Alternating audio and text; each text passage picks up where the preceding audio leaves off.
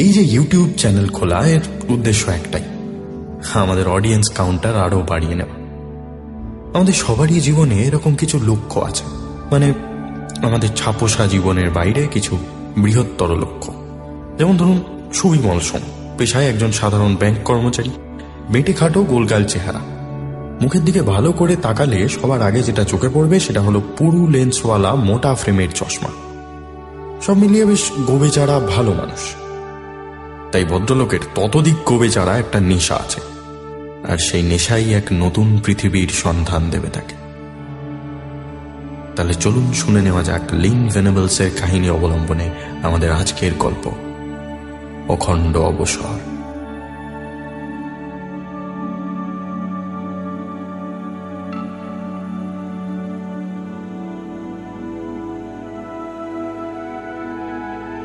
কি হলো দাদা, চেকটা ছাড়বেন তো? ও কি, চেকে সই করে দিলাম, এবার ছাড়ুন। কাউন্টারের ওপারে আগন্তুক বিরক্ত হয়ে ওঠে। অন্তত বার তিনেক তাগাদা দেওয়া হয়ে গেছে এর মধ্যে। অনর্থক চেকের বেশ কিছু জায়গায় সইও করতে হয়েছে। কাউন্টারের উল্টো দিকে বসে সুবিমল সোমের কিন্তু তাতে ভ্রুক্ষেপ নেই। আগের মতোই বই মুখে দিয়ে একভাবে বসে আছে। তা আবার গল্পের বই। অনেকক্ষণ আগেই বইটার নাম লক্ষ্য করেছেন আগন্তুক, murder on the Orient Express. চতুর্থবার তাড়া খেয়ে নড়ে চড়ে উঠে বসল সুবিমল। বইটা মুখ থেকে সরিয়ে বলল, হ্যাঁ চেক না, দেখুন আমি ভুলে গেছি, আসলে বইটা এত রুদ্ধশ্বাস।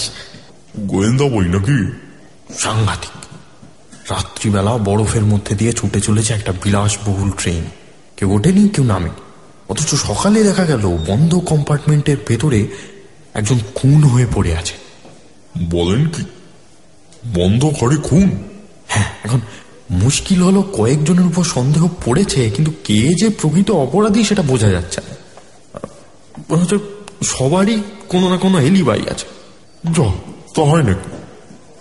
একজন না একজন তো খুনি হতেই হবে। সুবিমলের চোখ চকচক করে ওঠে। কি আশ্চর্য, এইমাত্র অদ্ভুত একটা ভাবনা মাথায় এলো। এরকমটাও তো হতে পারে। আবার ড্রয়ারের দিকে মন দেয় সুবিমল। টাকা গুনতে থাকে। লোকটার মুখে এবার সহানুভূতির হাসি খেলে যায়। আপনি বই পড়তে ভালোবাসেন বুঝি? বই, ম্যাগাজিন, কাগজ কি বাসি না তাই বলুন। আর ওই নিয়েই তো যত সমস্যা। তা অবশ্য ঠিক। আচ্ছা, কালবেলা পড়েছেন?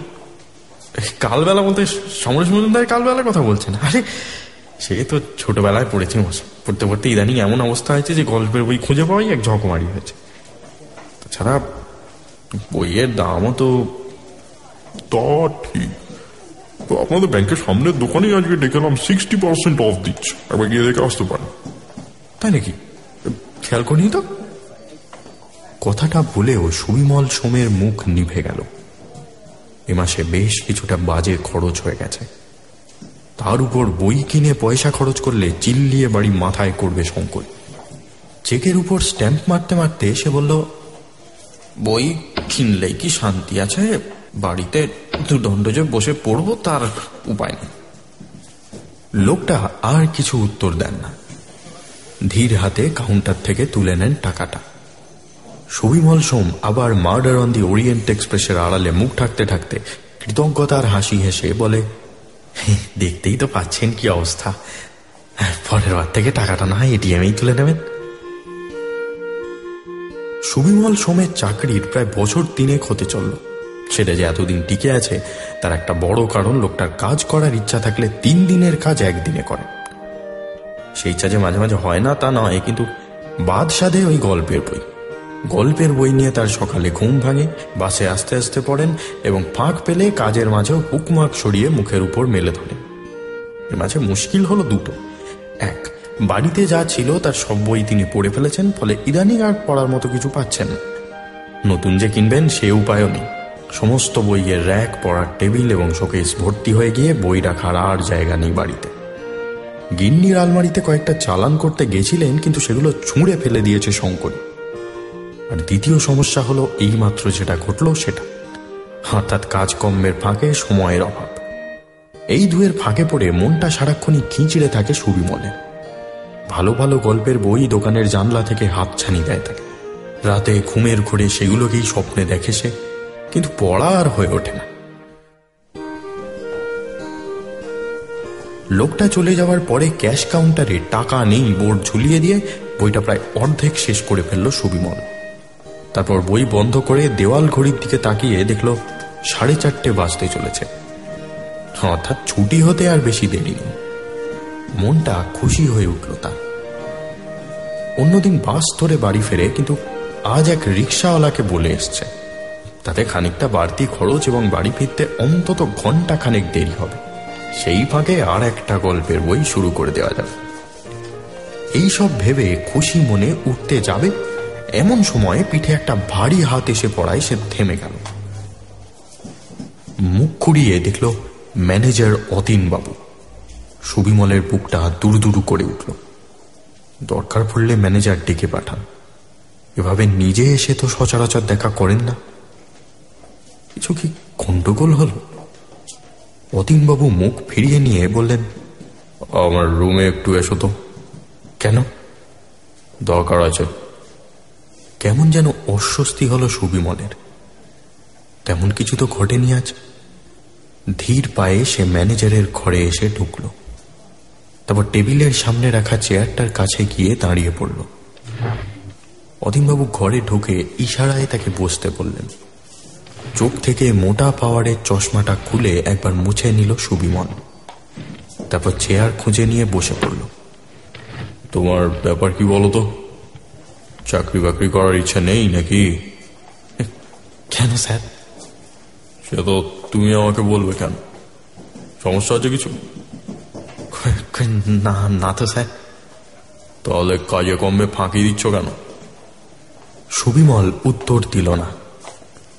অর্থাৎ সেই লোকটা নিশ্চয়ই ম্যানেজারকে এসে নালিশ করেছে। ফাঁকি সে মোটেই দেয়নি। এই প্লাস্টিক মানির যুগে দিশি চেক কাটার কোনো মানেই হয় না, তাই আবার সেলফ চেক, সেইটাই বোঝানোর চেষ্টা করেছে। দেখো, তোমার জায়গায় অন্য কেউ থাকলে আমি কিন্তু বরদাস্ত করতাম না। নেহাত তোমার কাজে এলেম আছে, সেই জন্য কিছু বলি না। সুবিমল মুখ দিয়ে কিছু একটা শব্দ করতে যায়, কিন্তু তার আগেই ম্যানেজার আবার বলে ওঠেন, দেখো আমি শেষবার বলে দিচ্ছি, এরকমটা আবার হলে কিন্তু খুব গন্ডগোল হয়ে যাবে। আচ্ছা স্যার। কথাটা বলে সুবিমল মাথা নামিয়ে নেয়। ঘরের পরিবেশটা তার মোটে ভালো লাগছে না। কোনো সাড়া শব্দ নেই। জোর কদমে এসি চলছে। হাত পা একটু একটু করে ঠান্ডা হয়ে আসছে। চশমার কাছে বাষ্প জমা হয়ে সব ঝাপসা হয়ে যাচ্ছে। আর ব্যাংকটা কাজের জায়গা, গল্পের বই না হয় বাড়িতে পড়ো। সে ধীরে ধীরে মাথা নাড়ায়। এবার আপনি বুঝতে পারছেন না স্যার, বাড়িতে আরোই পড়ার উপায় নেই। কেন? কেন বলতে, আমার স্ত্রী, ধরুন আমি বাড়ি গিয়ে চেয়ারে পায়ে দিয়ে সবে খবরের কাগজটা নিয়ে বসেছি, সে এসে হাত থেকে কাগজটা ছিনিয়ে নেবে। তারপর খেয়ে দিয়ে উঠে সব একটা ম্যাগাজিন হাতে নিয়ে খুলে দেখবো, ইতিমধ্যে সে সেটা লুকিয়ে ফেলেছে। ইদানিং তো আমি টমেটো সসের বোতলের লেভেল পড়ি অগত্যা। ম্যানেজারের মুখে মুচকি হাসি ফুটে ওঠে। তোমার তো লাইব্রেরিতে চাকরি নেওয়া উচিত ছিল, এখানে কেন? যাই হোক, যা বলেছি সেটা মনে রেখো। ম্যানেজারের হুমকি দেওয়া হয়ে গেছে ভেবে উঠে পড়ে সুবিমল। দরজার দিকে বেশ খানিকটা এগিয়ে গেছিল সে। অতীনবাবুর গলা আবার শোনা যায়, আর শোনো। ঘুরে দাঁড়ায় সুবিমল।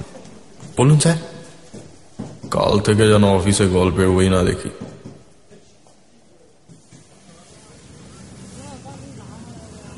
অফিস থেকে বেরিয়ে রিকশায় ওঠার আগে বইয়ের দোকানটার দিকে একবার চোখ পড়ল সুবিমলের।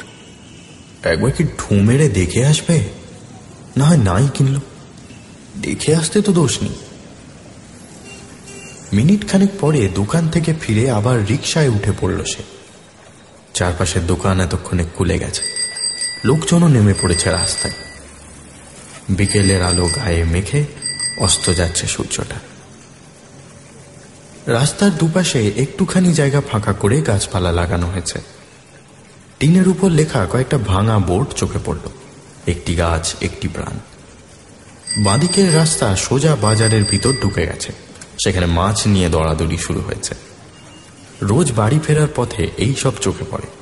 তার বাড়ির কাছেই একটা 5 তারা হোটেল হয়েছে নতুন। মাঝে মাঝে সেটার ভিতর যে ঢুকতে ইচ্ছা করে না তা নয়, কিন্তু সে সাধারণ ব্যাংক কর্মচারী, পকেটের কথা ভেবেই মন শান্ত করতে হয়। তবে তার থেকেও বেশি লোভ হয় তার ঠিক পাশেই বিরাট লাইব্রেরি বিল্ডিংটার দিকে তাকিয়ে।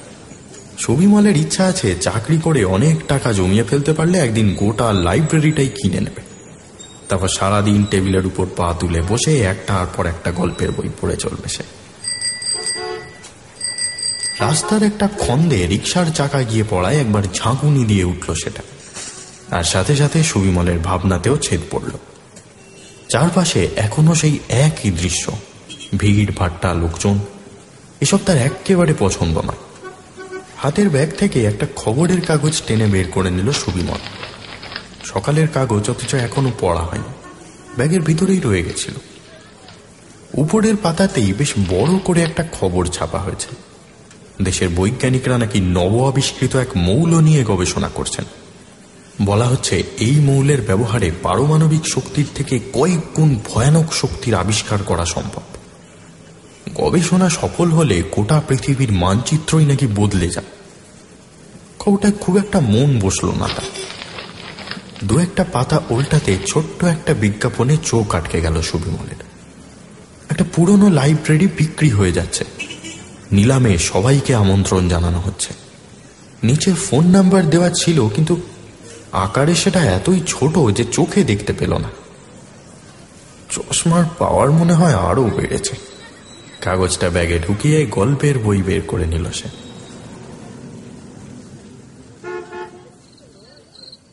দরজা খুলে প্রায় বেরিয়েই পড়েছিল শঙ্করী। সিঁড়ির কাছে পায়ের আওয়াজ শুনে সে থমকে দাঁড়িয়ে পড়ল। তারপর আবার ভিতর ঘরে ঢুকে এসে একটা ইজি চেয়ারে গা এলিয়ে দিল। মিনিট খানেক পরে ঘরের ভিতর এসে ঢুকলো সুবিমল। হাতের ব্যাগটা সযত্নে টেবিলের উপর রাখতে রাখতে বলল, বেরোচ্ছিলে কোথাও?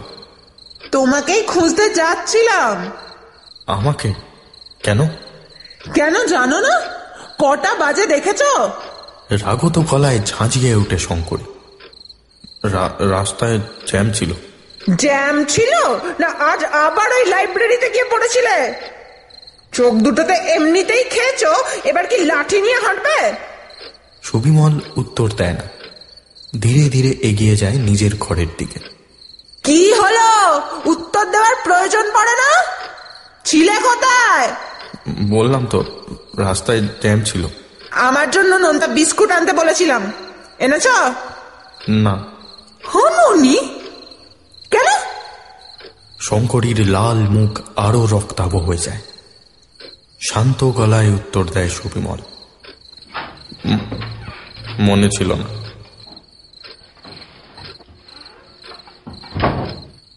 ঘরে ঢুকে খুব একচোট হেসে নেয় সুবিমল।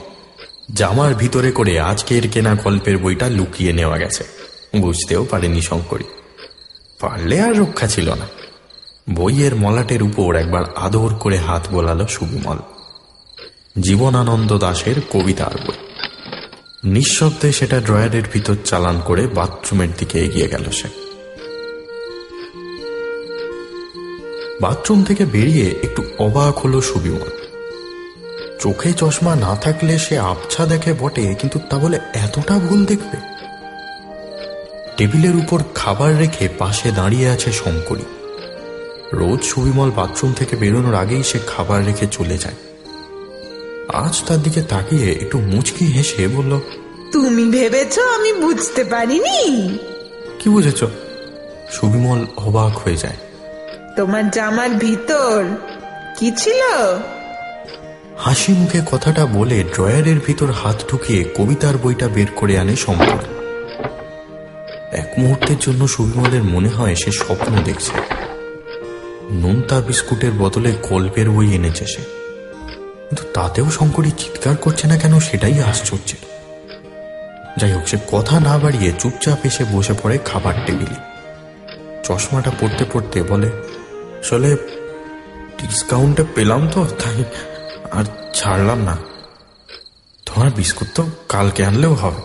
তা বেশ করেছ, কিনেছ যখন পড়েই শোনাও আমাকে। আকস্মিক বিস্ময়ে সুবিমলের চোখ ছানা বড়া হয়ে যায়। কাফকার মেটামরফোসিস বইতে একটা মানুষ রাতারাতি পোকা হয়ে গেছিল, কিন্তু এই যে তার থেকেও অবাস্তব কিছু ঘটছে। ঢোক গিলে সে বলল, তুমি শুনবে? হ্যাঁ, না শুনবার কি আছে। এবার সুবিমলের মুখে অকৃত্রিম একটা হাসি ফুটে ওঠে। সমস্ত মুখ জুড়ে খুশির রেশ ছড়িয়ে পড়ে। স্ত্রীর হাত থেকে বইটা নিয়ে আবার আগের মতো মলাটে হাত বোলাতে বোলাতে বলে, আজ আমার এত আনন্দ হচ্ছে যে কি বলবো। মানে আমি তো ভেবেছিলাম তুমি রেগে যাও। কি যে বলো, তোমার এত পছন্দের জিনিস। পছন্দ বলে পছন্দ, এত ভালো ভালো কবিতা।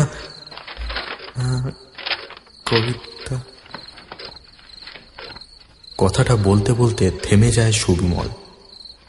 এতক্ষণে বইটা খুলে ফেলেছে সে।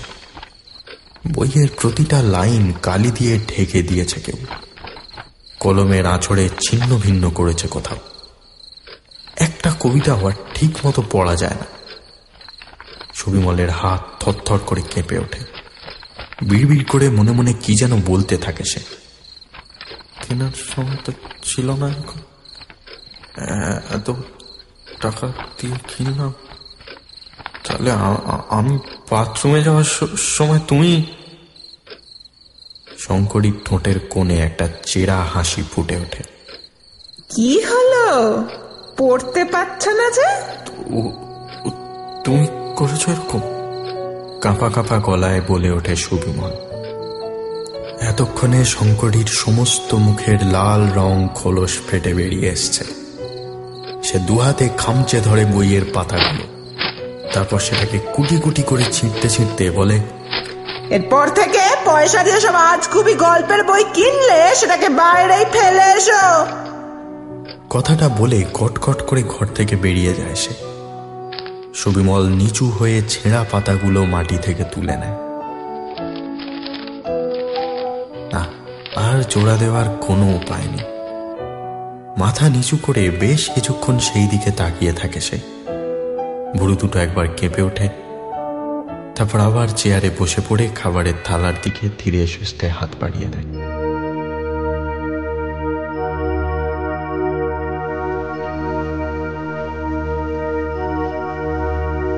পরদিন আর রিস্ক নেয় না সুবিমল। 1:30 বাজতেই কাউন্টার বন্ধ, লাঞ্চ ব্রেক। এখন আধ ঘন্টা সময় আছে নিজের মতো করে কাটানো।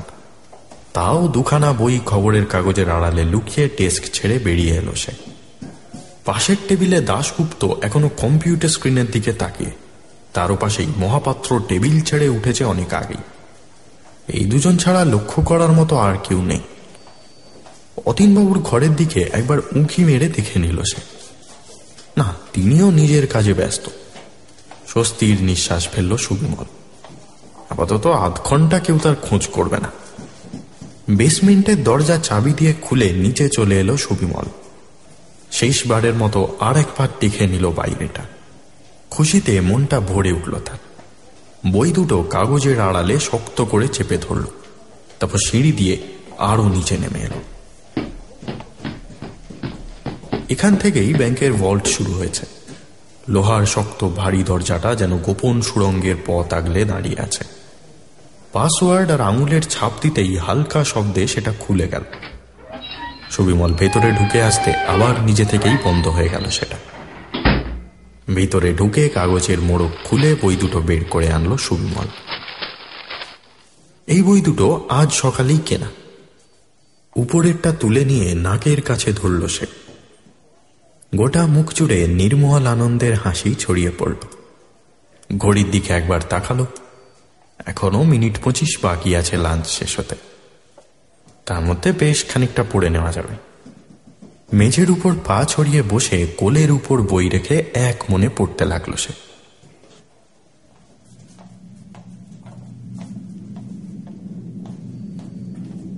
মিনিট 10 পরে সুবিমলের মনে হলো মেঝেটা যেন অল্প অল্প কেঁপে উঠছে। হ্যাঁ, যেন পৃথিবীটাই বার কয়েকের জন্য দুলে উঠল। ভূমিকম্প হচ্ছে নাকি? কিন্তু এত জোরে ভূমিকম্প তো এদেশে হয় না। বই ছেড়ে উঠে দাঁড়ালো সুবিমল, আর সাথে সাথে ছিটকে পড়ল মাটির উপরে। মনে হলো সমস্ত ব্যাংকটাকেই কেউ পাহাড়ের গায়ে ছুঁড়ে মেরেছে। লোহার শক্ত দেওয়াল থরথর করে কেঁপে উঠছে বারবার। সুবিমল কোনো মতে মাটি থেকে উঠে দাঁড়িয়ে দরজার দিকে এগিয়ে যাওয়ার চেষ্টা করল, কিন্তু পারল না। সজোরে আরেকটা ঝাঁকুনি এসে ভল্টে অন্য প্রান্তে ছিটকে ফেলল। দেওয়ালে মাথা ঢুকে গেল তার, মেঝের উপর ছিটকে পড়ল চশমাটা। চোখের দৃষ্টি আবছা হতে হতে ধীরে ধীরে অন্ধকার হয়ে গেল।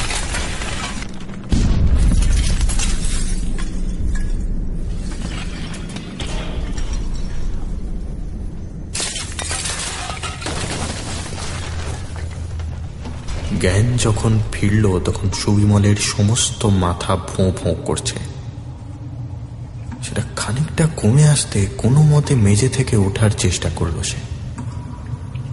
সমস্ত শরীরে অসহ্য যন্ত্রণা, মাথা ফেটে খানিকটা রক্ত বেরিয়েছে হয়তো। তাও গায়ের জোরে কোনো রকমে উঠে দাঁড়ালো সে। ভল্টের দরজাটা খোঁজার চেষ্টা করল। মনে হচ্ছে প্রচন্ড চাপে কেউ যেন বাঁকিয়ে ফেলেছে দরজাটা। সেই ফাঁক কোলে বাইরে বেরিয়ে এলো সুবিমল। তার মাথা এই মুহূর্তে কাজ করছে না। ভূমিকম্পে ব্যাংকের ভল্টের তো ক্ষতি হয় না, এ কি তবে অন্য কিছু? সিঁড়ি দিয়ে টলতে টলতে উঠে এলো সুবিমল। দুপাশের রেলিং ভেঙে পড়ে রয়েছে দুদিকে। উপরের দরজাটা ফেটে টুকরো হয়ে ছড়িয়ে পড়েছে সিঁড়ির উপরে, আর দরজার সেই ফাঁক কোলে একরাশ ধুলো দল বেঁধে নেমে আসছে নিচে। সুবিমলের মনে হলো তার পায়ের শব্দ যেন গোটা পৃথিবী জুড়ে প্রতিধ্বনিত হচ্ছে। আশ্চর্য নিস্তব্ধতায় ঢেকে গেছে চারিদিক। কয়েক মিনিটের মধ্যে যেন সমস্ত পৃথিবীটাকে নিস্তব্ধ করে দিয়েছে কেউ। বেসমেন্টের দরজায় পৌঁছে থমকে দাঁড়ালো সুবিমল। একটু আগে ব্যাংকের যে জায়গাটায় বসে সে কাজ করেছে সেখানটার কোনো চিহ্ন নেই এখন আর। শুধু খানিকটা বালি আর সিমেন্টের স্তূপ ছড়িয়ে ছিটিয়ে আছে। একটু দূরে একটার পর একটা ভাঙা সিমেন্টের চাই জড়ো হয়ে পাহাড়ের মতো আকৃতি নিয়েছে। দু চোখে যত দূর দেখা যায় শুধু ধ্বংসস্তূপ ছাড়া আর কিছুই চোখে পড়ে না। যেন মহাজাগতিক কোনো দৈত্যের দল নেমে এসে রাতারাতি শহরটাকে মরুভূমি বা শ্মশানে পরিণত করেছে। কেমন যেন একটা ঘোর লাগলো সুবিমলের। টলমলো পায়ে হেঁটে সে আরো কিছু দূরে এগিয়ে এলো। জায়গাগুলোকে আর চেনা যায় না, রাস্তাটার চিহ্ন মাত্র নেই। যে গাড়িগুলো তার উপর দাঁড়িয়েছিল সেগুলো ভেঙে পড়া বিল্ডিং এর নিচে চাপা পড়েছে। এতটুকু হাওয়া নেই, শুধু সমস্ত শহরের উপর থিতিয়ে পড়া ধুলোর একটা আস্তরণ নেমে আসছে। কালকের খবরের কথা ধীরে ধীরে মনে পড়ল সুবিমলের। হাইড্রোজেন বোম, তার আঘাতেই তবে নিশ্চিহ্ন হয়েছে সভ্যতা। দুহাতে মুখ ঢেকে ধ্বংসস্তূপের উপরেই বসে পড়ল সে।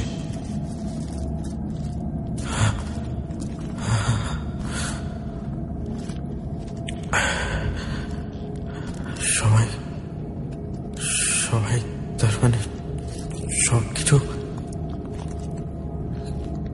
কিন্তু আমি কি করে বেঁচে গেলাম তাহলে? আমি তো ব্যাংকের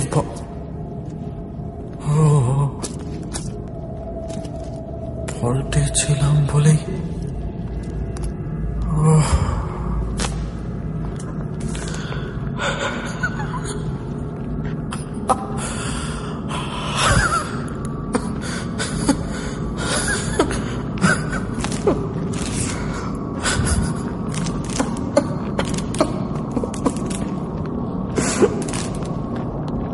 সুবিমলের গলা ধরে এলো।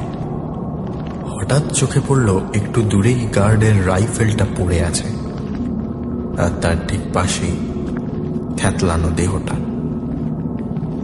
সাপের মতো বুকে হেঁটে সেদিকে এগিয়ে গেল সুবিমল। তারপর দু হাতে আঁকড়ে ধরল বন্দুকটা। কোমরের ব্যথাটা এখন আর খেয়াল হচ্ছে না তার।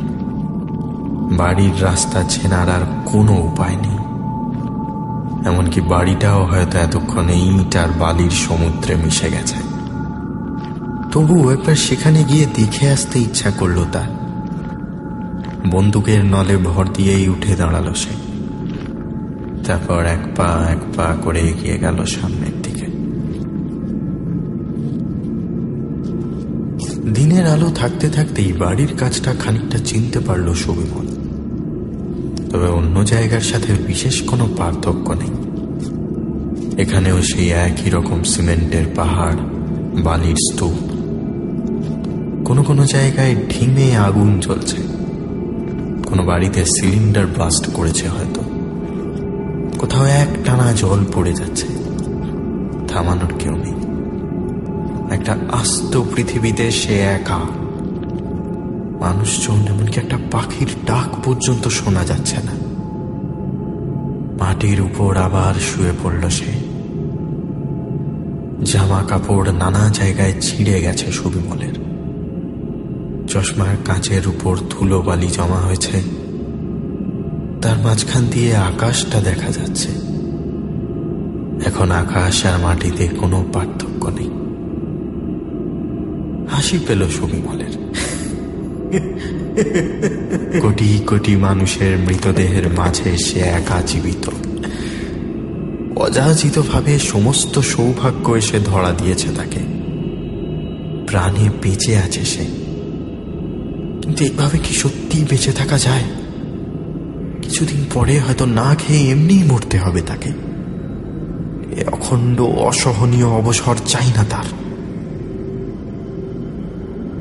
মাটির উপর একটু দূরে পড়ে থাকা রাইফেলটা তুলে নিল সুবিমল। এ বন্দুক সে আগে চালায়নি। ট্রিগারে হাত রেখে টানার চেষ্টা করল। শক্ত হয়ে আটকে গেছে সেটা। কিছুক্ষণ নাড়াচাড়া করে বিরক্ত হয়ে দূরে ছুঁড়ে ফেলে দিল সেটা। আবার দুহাতে মুখ ঢেকে ফেলল। মনে হলো এর থেকে মৃত্যু ভালো ছিল। কি কুক্ষণে যে আজ ভল্টে। কথাটা ভাবতে ভাবতেই আঙুলের ফাঁক দিয়ে আশ্চর্য একটা জিনিস চোখে পড়ল তার। দিগন্ত বিস্তৃত মরুভূমির মাঝে একটা বাড়ি এখনো দাঁড়িয়ে আছে। চশমার উপর থেকে ধুলো সরিয়ে ভালো করে সেদিকে তাকালো সুবিমল। আর সাথে সাথে তার বুকের ভিতর হাতুড়ির বাড়ি পড়তে লাগল। লাইব্রেরি। সমস্ত শহর ভেঙে কুড়িয়ে গেছে, অথচ তার মাঝে লাইব্রেরিটা এখনো দাঁড়িয়ে আছে আগের মতোই। প্রায় লাফ দিয়ে উঠল সুবিমল। তার শরীর মনে সমস্ত যন্ত্রণা যেন এক লহমায় মুছে গেল। অর্ধেক দৌড়ে অর্ধেক হামাগুড়ি দিয়ে পাগলের মতো দৌড়ে গেল বাড়িটা লক্ষ্য করে। কোনো কারণে লাইব্রেরি বন্ধ ছিল আজ। গেটটাও বন্ধ ছিল, কিন্তু রাস্তার পাশের একটা ল্যাম্প পোস্ট আছড়ে পড়ে ভেঙে গেছে সেটা। ভাঙা পোস্টের উপর পা রেখে ভিতরে ঢুকে এলো সুবিমল। তারপর লাফিয়ে নেমে পড়ল মাটিতে। একটুখানি ঘাসের জমি, তারপরেই ভিতরের দরজা। সেটুকু রাস্তাও ছুটেই পার হয়ে গেল সে। একতলায় মিটার ঘর ফুডকোর্ট, সেদিকে একবার উঁকি মেরে দেখে নিল। বাকি জীবনটা চলে যাবার মতো খাবারের অভাব হবে না গোটা শহরে। দরকার ছিল শুধু মানুষের। সে অভাবটাও ঘুচে গেছে এখন। দোতলা, তিনতলা আর চারতলা ভর্তি থরে থরে সাজানো রাশি রাশি বই। এক একটা র্যাকের সামনে গিয়ে দাঁড়াতে সুবিমলের চোখ চিকচিক করে উঠল। অজান্তেই মুখ দিয়ে হাসি আর কান্নার মাঝামাঝি একটা শব্দ বেরিয়ে এলো।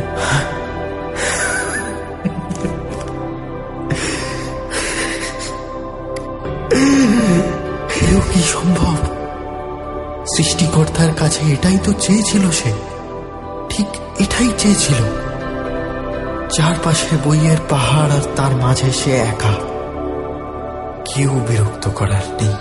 অফুরন্ত খাবার, অন্তহীন সময়, অখণ্ড অবসর। খুশিতে প্রায় দুহাত তুলে নেচে উঠল সুবিমল। এর থেকে ভালো আর কি বা হতে পারে? নখ দিয়ে সজোরে চিমটি কাটল গায়ে। না, স্বপ্ন দেখছে না, সত্যি বাস্তবের মাটিতে দাঁড়িয়ে আছে। দ্রুত হাত চালালো সুবিমল। সন্ধে নামার আগেই কয়েকটা মোমবাতি জোগাড় করলো। দোতলার সুবিশাল রিডিং রুমে বেশ কয়েকটা চেয়ার একসাথে জুড়ে আরাম কেদারার মতো করে নিল। তারপর কিছু ছেঁড়া জামা কাপড় একসাথে বেঁধে বালিশের মতো করে রাখলো তার উপর। তখনই বই নিয়ে বসতে গিয়েও বসল না, মনে মনে হাসলো একবার। তাড়াহুড়ো তো কিছু নেই, সারাটা জীবন পড়ে আছে পড়ার জন্য। মনে হলো খিদে পেয়ে গেছে। মোমবাতি হাতে একতলায় গিয়ে একটা বড় সড়ো থালা জোগাড় করে তার উপর কিছু খাবার দাবার নিয়ে আবার ফিরে এলো উপরে। আরাম কেদারায় শুয়ে একটা সাদা কাগজ বিছিয়ে তার উপর হিসেব করতে লাগলো। সমস্ত লাইব্রেরি মিলিয়ে অন্তত লাখখানেক বই আছে। অর্থাৎ একটা বই পড়তে যদি গড়ে 3 ঘন্টাও লাগে, তাহলে 35 বছর খালি গল্পের বই পড়েই কেটে যাবে। হিসেবের ঠিক পাশেই আর একটা ছক বানিয়ে নিল সে। আগামী 1 সপ্তাহ কোন দিন কোন বই পড়বে। হিসেব নিকেশ শেষ করে হাত ঘড়ির দিকে একবার তাকালো সে। সন্ধে 7টা বাজতে চলেছে। টিকটিক করে এখনো ঘুরে চলেছে সময়ের কাঁটাটা। হঠাৎ কি খেয়াল হতে ঘড়িটা হাত থেকে খুলে ফেললো সুবিমল। তারপর ছুঁড়ে মারলো দেওয়ালের একদিকের গায়ে। যা যা। কি হবে আর ঘড়িতে?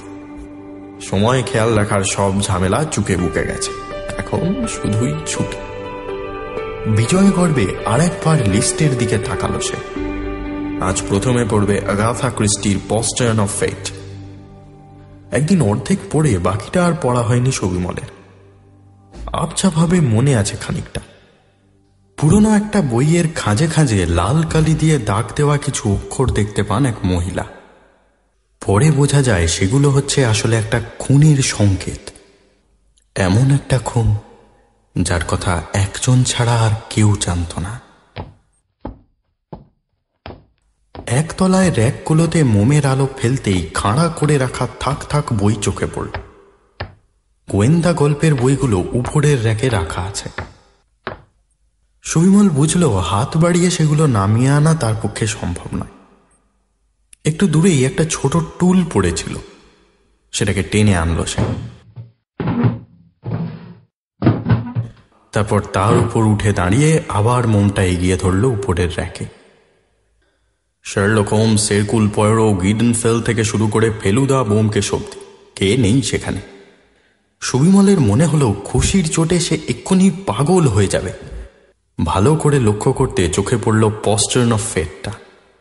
মোমটা কাঠের উপর রেখে একটা হাত দিয়ে দুপাশের বই চেপে ধরে আরেকটা হাত দিয়ে বইখানাকে বাইরের দিকে টেনে বের করল সে। শক্ত হয়ে আটকে ছিল বইটা। একটু ঝাঁকুনি লেগে কেঁপে উঠল সুবিমলের সমস্ত শরীরটা।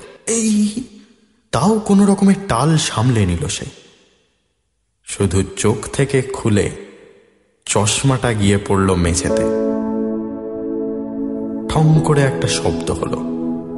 তড়িঘড়ি টুল থেকে নেমে পড়ল সুবিমল। তার দু চোখ জুড়ে অন্ধকার নেমেছে। মাটি হাতড়ে খুঁজে ফেলল চশমাটা। সেই সাথে হাতে কি যেন ফুটে গেল তার। চশমার কাঁচ। মেঝের উপরেই ভেঙে ছড়িয়ে পড়েছে লেন্সটা। ভাঙা চশমা হাতে নিয়ে সুবিমল দৌড়ে গেল চেয়ারের উপর রাখা বইগুলোর দিকে। না, 3টে মোমবাতির জোরালো আলোতেও কিচ্ছু পড়া যাচ্ছে না। প্রচ্ছদের উপর লেখা বইটার নামটাও না। তার নতুন আবিষ্কৃত পৃথিবী এক মুহূর্তে মুছে গেছে চোখের সামনে থেকে। দুপাশ জুড়ে লক্ষাধিক বই এখন সিমেন্ট আর বালির পাহাড়ের মতোই অর্থহীন হয়ে গেছে। মাটির উপর বসে পড়ে সুবিমল। তার শুকনো চোখে মোমবাতির আলোর হলুদ রং ছাড়া আর সব কিছুই আবছা।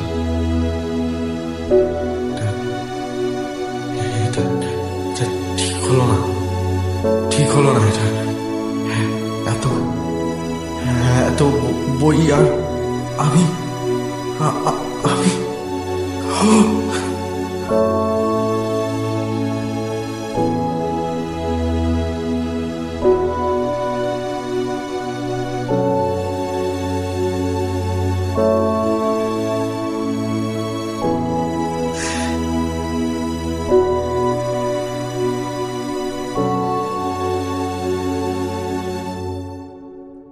চশমা যে প্রায় চোখের মতোই গুরুত্বপূর্ণ জিনিস তা আগে জানা ছিল না। এই জন্য গল্পের আগে বলেছিলাম আমাদের ইউটিউব চ্যানেল সাবস্ক্রাইব করতে, মানে সুবিমল সোম যদি সময় থাকতে তা করতেন তাহলে আজ তার এই দিন দেখতে হতো না। আপনিও আগে ভাগেই করে রাখুন, পৃথিবীর কথা তো আর বলা যায় না কবে আছে কবে নেই। শুনছিলেন লেইন ভেনেবলস এর কাহিনী টাইম এনাফ অ্যাট লাস্ট অবলম্বনে আমাদের আজকের গল্প। সব ভেঙে গেল চশমাটা। সবাই ভালো থাকবেন, শুভরাত্রি।